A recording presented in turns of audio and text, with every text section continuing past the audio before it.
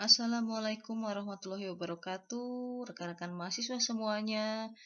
Jumpa lagi di segmen kedua, masih di dalam topik identitas dan integrasi nasional.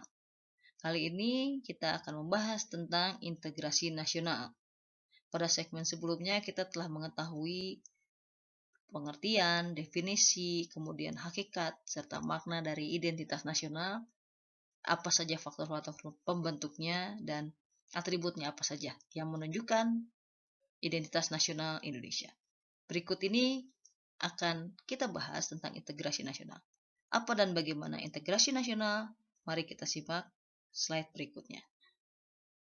Ya, sebelum kita membahas tentang integrasi nasional, mari kita simak dulu apa sih integrasi. Berasal dari bahasa Inggris integrate yang artinya menyatu padukan, mempersatukan atau menggabungkan.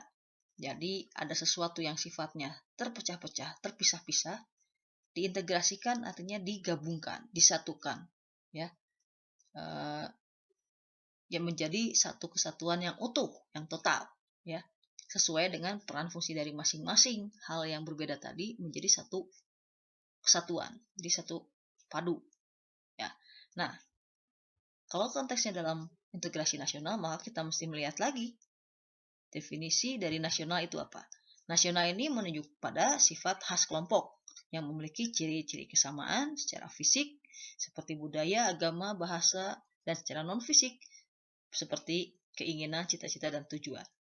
Nah, jadi kita bisa berangkat dari sini memberikan definisi, memberikan pengertian integrasi nasional itu seperti apa.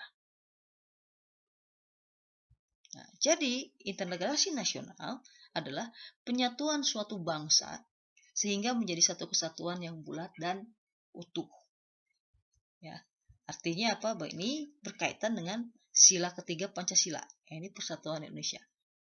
Secara nasional kita memiliki karakteristik masing-masing suku bangsa yang berbeda-beda, tentu saja agama yang berbeda-beda seperti sudah kita jelaskan, sudah dibahas tentang apa saja pembentuk identitas nasional. Nah, diintegrasikan artinya disatukan menjadi satu kesatuan yang bulat dan utuh. Tentu saja tidak menghilangkan ciri khas masing-masing, tapi justru malah menunjukkan kekuatan yang kesamaan dari tujuan itu tadi, menjadi utuh, menjadi satu kesatuan. Ini merujuk pada sila ketiga Pancasila, ini Persatuan Indonesia. Jadi artinya integrasi nasional ini merupakan penyatuan dari berbagai kelompok dengan budaya dan sosial yang berbeda dalam kesatuan wilayah, sehingga tercipta satu bentuk keserasian dan keselarasan yang pada akhirnya juga akan membentuk identitas nasional. Nah, apa sih sebenarnya urgensi dari identitas dan integrasi nasional ini? Nah, kita harus memahami bahwa adanya identitas, kemudian identitas ini diintegrasikan secara nasional, maka kita akan memiliki yang pertama adalah jati diri bangsa.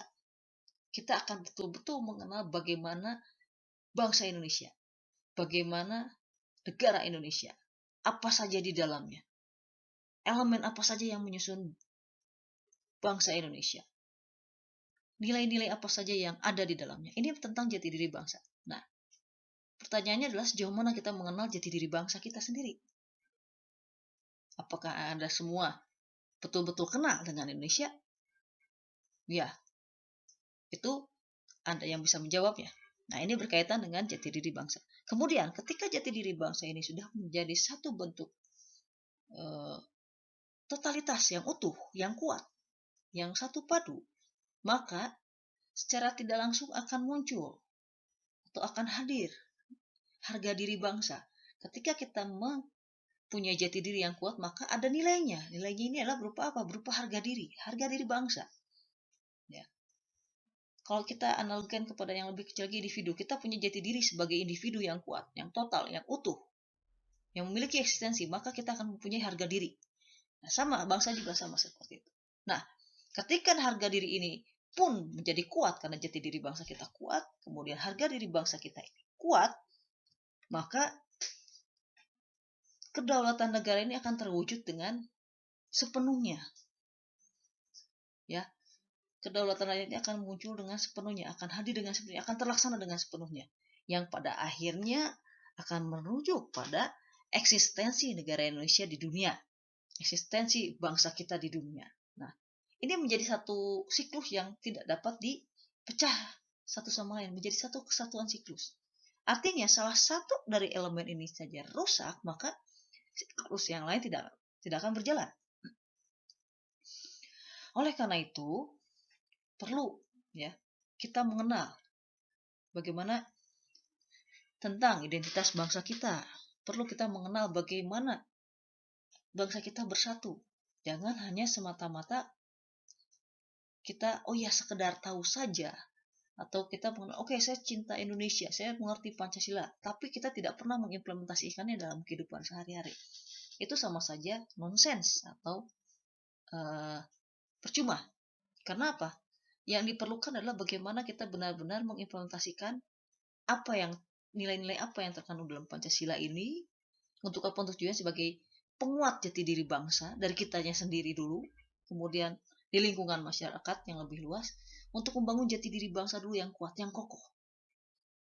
Kemudian muncullah harga diri bangsa, sehingga kedaulatan negara ini akan terus terjaga,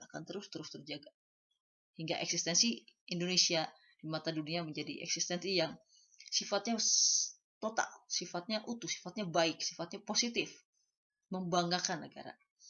Nah, ini adalah urgensi, makanya sangat-sangat urgen, sangat-sangat perlu kita bina, perlu kita pelihara keempat aspek ini. Ya, kita tahu saat ini tidak hanya dibom dari berbagai sisi, ya, dari ancaman, tantangan, gangguan, dan hambatan pasti ada. Tapi dengan kuatnya jati diri bangsa, maka seluruh elemen ini akan membuat negara kita ini, bangsa kita ini akan menjadi lebih kuat. Inilah urgensi dari integrasi nasional.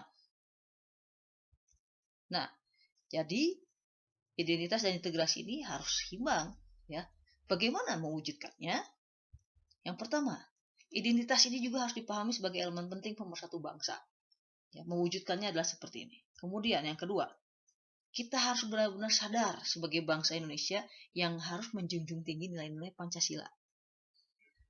Dan yang ketiga, jelas kita harus senantiasa bergotong royong dalam mencapai tujuan nasional. Akhirnya kita bahu-membahu.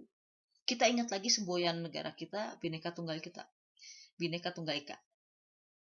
Kita berbeda, tapi harus menjadi hal yang satu padu ketika tujuannya adalah untuk tujuan nasional, untuk tujuan bangsa dan negara Indonesia.